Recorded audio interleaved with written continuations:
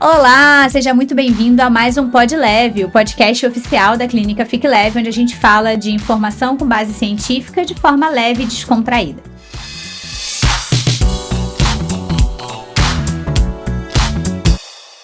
Hoje eu tô aqui com a doutora Fabiana Lopes, nossa gastroenterologista, especialista em doenças funcionais do intestino, que atua aqui na Clínica Fique Leve. Seja muito bem-vinda, Fabi. Obrigada. Um prazer estar aqui, primeira vez no podcast, e espero contribuir com vocês. Que bom! Hoje eu tenho uma pergunta, que é a pergunta de $1 milhão. O intestino influencia na perda de peso das pessoas? E aí são duas perguntas. A primeira é, sem remédio nenhum? E a segunda, mesmo com remédio, ele pode estar impactando aí na resposta desse paciente? Sim. Se a gente pensar, né, que o paciente obeso, ele é um paciente já disbiótico.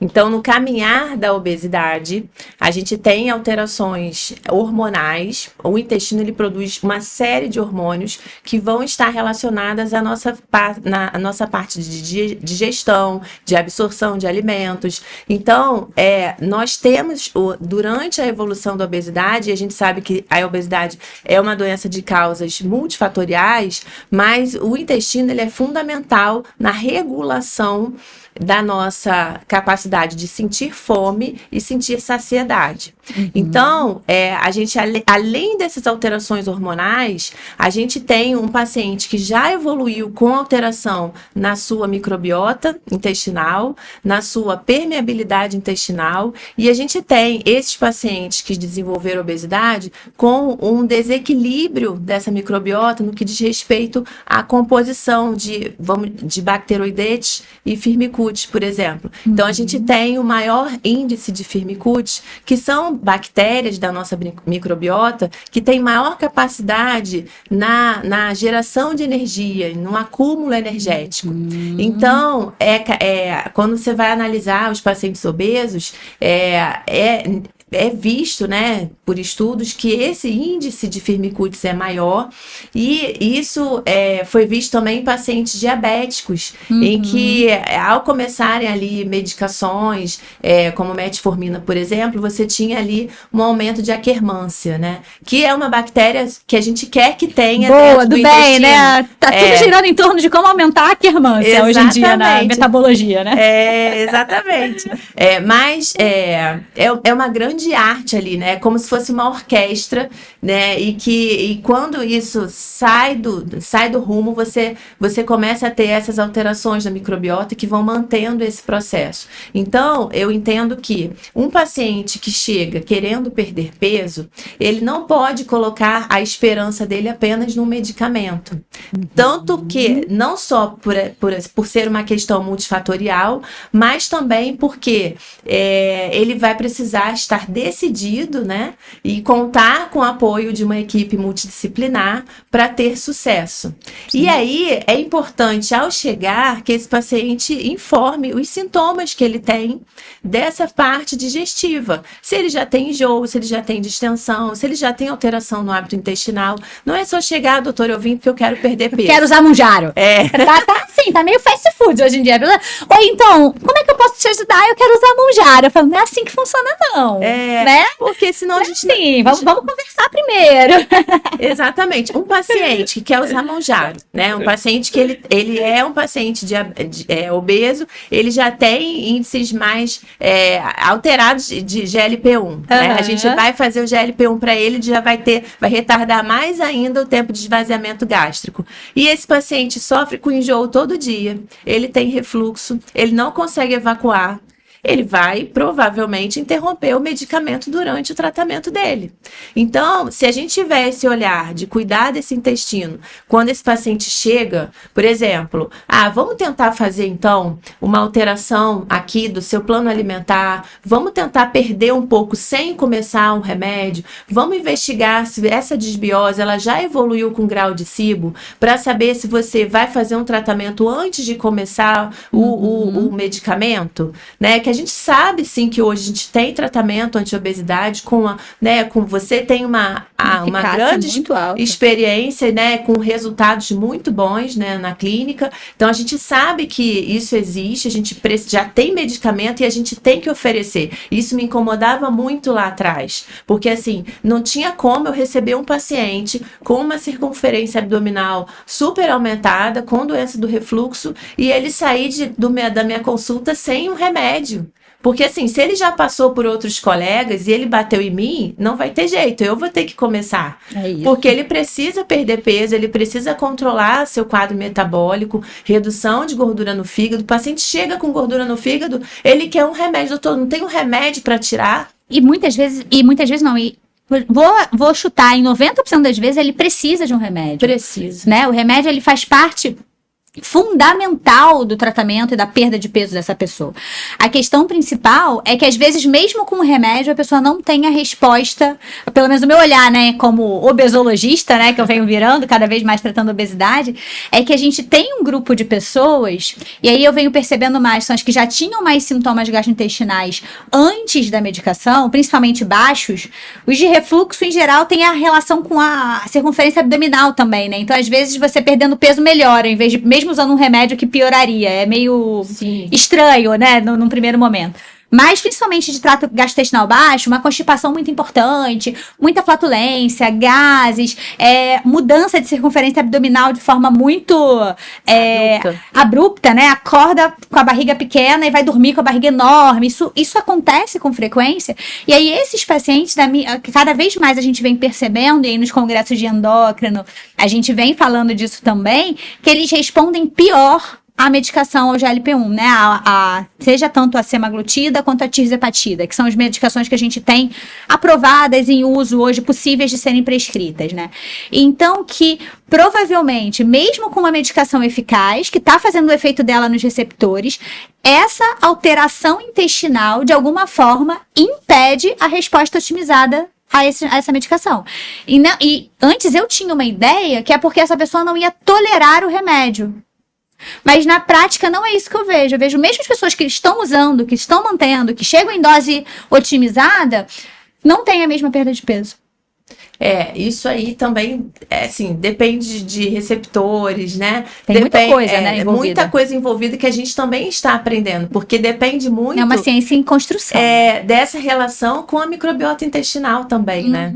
Então, o que eu vejo no início é que esse paciente que já está extremamente desbiótico, ele já tem essa barreira intestinal muito mais permeável, as conexões, né, entre os neurotransmissores com o cérebro, essa conexão de saciedade, de fome. Você vê que o paciente obeso, essas alterações hormonais, ele não consegue saber ali, de fato, quando tá, já encheu, já não, né? Quando tá com fome de fato. Eu tenho paciente que vem, doutor, eu não sinto fome, né? Então, assim, aí o paciente quer perder peso, ele não come. Aí, ou seja, ele não come, e para a gente liberar hormônios que nos dão saciedade, a gente precisa estar recebendo nutrientes. É a chegada dos nutrientes, a chegada de proteínas que vai deflagrar a liberação de hormônios que vão nos ajudar a ter saciedade. Então, assim, realmente, essa cadência, né, de feedbacks, né, isso é muito importante. Então, entender em que momento que esse paciente chegou. Como que você está chegando aqui para a gente começar um tratamento? Então, isso é uma verdadeira arte, porque cada um chega de uma forma, a gente precisa individualizar, não é nada fácil. Então, assim, o que eu acho que a gente tem que deixar claro é que a gente vai tentar e vai desenvolver um plano individualizado, e o que me encanta hoje é a medicina de precisão também, que eu tenho estudado, né, cada vez mais. Em poucos anos isso vai estar mais aplicável, né? Mais aplicável. E isso eu acho que é a grande questão, né? Para a gente conseguir trazer mais resultados ainda para esses pacientes. Mas, assim, entender esse momento do paciente e explicar a ele que não foi da noite para o dia, que esse desequilíbrio se instalou. E também não vai ser assim, quem dera que fosse, porque a gente quer que esse resultado chegue, simples, né? Mas isso demora, né? E esse tempo é muito variável. Você vê, os homens têm uma facilidade muito grande de perder gordura, de construir massa magra, né? As mulheres que chegam pra gente, muitas vezes, né, sob um estresse constante, já na menopausa, com outras alterações hormonais, então vão ter uma dificuldade maior, né? É o que a gente vê. Mas o paciente que já chega extremamente desbiótico, a gente precisa cuidar desse intestino antes. Né? Quantos pacientes conseguem ter uma certa melhora ao tratar um quadro de SIBO, né? Ele evolui com uma melhora do seu funcionamento intestinal, e aí ele está naquele momento que a gente pode fazer um análogo para ele tolerar melhor o tratamento. E ter resposta melhor também, né? As duas coisas acontecem, As né? duas coisas. E aí me diz uma coisa então, para mim e para o pessoal de casa também. Quais são os sinais, né, as queixas, os sintomas que o paciente tem, que indicam que ele está num quadro de desbiose, que precisa de um tratamento antes de começar o tratamento específico para a obesidade? Então, vamos primeiro colocar para vocês. Então, o que é a disbiose? A disbiose é uma condição de desequilíbrio dessa microbiota intestinal. Então, ou em quantidade ou em qualidade. Certo. Tá? Então, a gente sabe que o paciente obeso, ele é um paciente já desbiótico, ele tem uma tendência maior de ter essa família de Firmicutes maior do que de bacteroidetes. Então, a gente tem essas duas famílias de bactérias, elas sendo as principais dentro do nosso intestino. Então, elas são as que estão em maior percentual. Certo. Mas no paciente obeso existe já esse desequilíbrio. É para estar meio a meio. É para estar meio a meio, Entendi. vamos dizer assim. Mas o Firmicutes está ali em concentração maior e ele tem maior capacidade de gerar energia, ou seja, de acumular caloria. Então, isso, ele está envolvido... Pra gente, não pra ele. Pra gente. Pra gente, botar caloria pra dentro botar na caloria permeabilidade. pra dentro. Então, a gente já começa a ter esse desequilíbrio energético. Você está acumulando mais, e se você não gasta, né? É como se você estivesse mais eficiente em absorver as calorias daquela comida que você está comendo. Exatamente. Da mesma comida, digamos assim. Exatamente. E não se sabe também se isso acontece, porque, não colocando a culpa nos Firmicutes, até porque a quermância que está aumentada é da família dos Firmicutes. Ah, entendi. E não se sabe se é por isso ou porque ele está aumentando devido ao processo inflamatório. Quem veio primeiro, né? Quem veio A gente primeiro. não sabe. Porque Mas, existe... gente... Desculpa, fala. Porque existe ali um processo inflamatório gerado por esse excesso de tecido adiposo, né? A obesidade é uma grande doença inflamatória, né? É. E aí, a gente já tem alguma evidência de que parte da culpa é do consumo de ultraprocessado, Exatamente. certo? Que a comida embalada, empacotada, né? Ela causa em algum grau, de várias formas diferentes, essa modificação da microbiota. Exatamente. Então, desbiose, entender o conceito. Então, a gente tem o que gera essa desbiose, esse desequilíbrio. Então, hoje, a gente sabe que o estilo de vida mais ocidental, a dieta rica em ultraprocessados, com baixo teor de fibras, com alto teor de gordura poliinsaturada, isso vai fazendo com que você dê menos nutrientes à nossa microbiota comensal. Então, quando eu falei lá no início, né, eu falo, o exemplo que eu dou para os meus pacientes é como se a gente tivesse aquele gramado num campo de futebol verdinho que você olha e você vê aquele gramado bem cuidado. Só que existem aqueles gramados que, poxa, tá saindo, tá cheio de barro, de terra, e aquela grama não tá verdinha. Certo. Então, a gente tem que tentar construir um gramado verde. E como é que a gente constrói isso? Dando nutrientes de uma forma adequada. Só que a gente também precisa conseguir absorver. E aí entra a questão das intolerâncias alimentares. Entendi. Porque a partir do momento que você não consegue absorver aquilo que você consome, você vai estar dando nutrientes para as bactérias. Você não absorveu, você não utilizou essa energia. Mas vai sobrar. Vai sobrar. Mas a sobra alimentar vai para o lúmen, vai para a luz do intestino. E quem que vai utilizar? As bactérias. Então, além de você ter uma alteração, vamos supor, não é só a questão da dieta, mas a sua capacidade absortiva, a sua capacidade de digestão e de absorção, elas também vão influenciar. Então, a questão, por exemplo, eu vejo paciente, não, doutora, mas eu já mudei a minha dieta e eu me sinto estufado, eu já como bem, mas será que você não tem uma intolerância alimentar que não foi investigada? A gente tem índices altíssimos de pacientes que vão desenvolvendo intolerância à lactose ao longo da vida, mas o paciente acha que é normal e aí ele não usa a lactase. Ele não muda a sua alimentação e ele continua consumindo lactose. E aí, se ele não consegue absorver, ele se torna intolerante, vamos dizer, porque a má absorção é diferente da intolerância à lactose, né? Então, entendi. Você tem um paciente que não preciso ter sintoma de intolerância para não estar absorvendo. Para você se dizer intolerante, você tem que ter o sintoma na presença da má absorção. Entendi. Mas você deve... Antes disso, eu já tenho má absorção. Exatamente. Mais uma vez, é o antes da doença, né? E isso pode ser até secundário a uma questão de desbiose relacionada a SIBO, por exemplo. Entendi. Muito bom. Então, se a gente tivesse que destacar aí 3 sintomas que o paciente em casa sente que podem estar relacionados à alteração dessa microbiota e que valeria uma avaliação de um gastro com esse olhar de gastro funcional, que é uma coisa que ainda não tem, infelizmente a gente ainda não tem uma quantidade grande de gastros, né? Então, 3 sinais que se a pessoa sentir, vale marcar uma consulta com a doutora Fabiana pra gente resolver. Top 1, gases. Doutor, eu sofro de gases, minha barriga vive estufada. Então, gases, distensão abdominal e alteração na evacuação. Ou diarreia ou prisão de ventre. São os 3 principais. E o certo é fazer cocô todo dia? Não. Pode ser dias alternados? Você pode evacuar a cada 2 dias, desde que não tenha esforço, desde que as fezes sejam formadas, tá? Entendi. Agora, você pode evacuar até todo dia, mas se você estiver evacuando fezes em síbulos, aquelas fezes em bolinhas, que a gente chama de fezes cápricas, de cabrito. Cabritinha, aquele cocô de cabritinha. Né? E com esforço, isso também não é normal.